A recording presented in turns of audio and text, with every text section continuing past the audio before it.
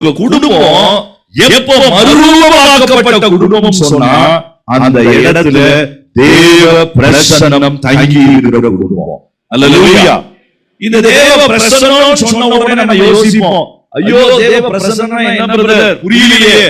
ரொம்ப ஈஸியான காரியம். அதை புரிந்து கொள்வதற்கு தான் இந்த வசனத்தை இன்னொரு வசனத்தை நான் காண்பிக்க போறேன். பழைய ஏற்பாட்டினுடைய அடிப்படையில உடன்படிக்கை பெட்டி தான் தேவ பிரசன்னம். இந்த உடன்படிக்கை பெட்டிக்குள்ள முதல்ல இருந்தது என்னது? மன்னா. அப்ப நம்ம வீட்டுல நம்ம குடும்பம் பூரணமாய் ஒரு ஜொலிக்கக்கூடிய குடும்பமாய், ஒரு மகிமையினால் நிறைந்த குடும்பமாய், பரிபூரணமாக்கப்பட்ட குடும்பமாய் மாறணும்னா நம்பர் 1 என்ன தேவை? பீடி தான் தேவை பிரதர். மன்னா எதுக்கு பிரதர்?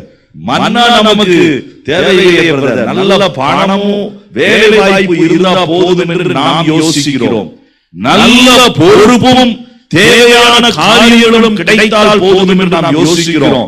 ஆனா வேதம் சொல்லுகிறது, உடன்படிக்கை பெட்டி இருந்தா போதும், உன் குடும்பம் 3 மாசத்துல மறுரூபத்தை பார்க்கக்கூடிய குடும்பமா மாறும்.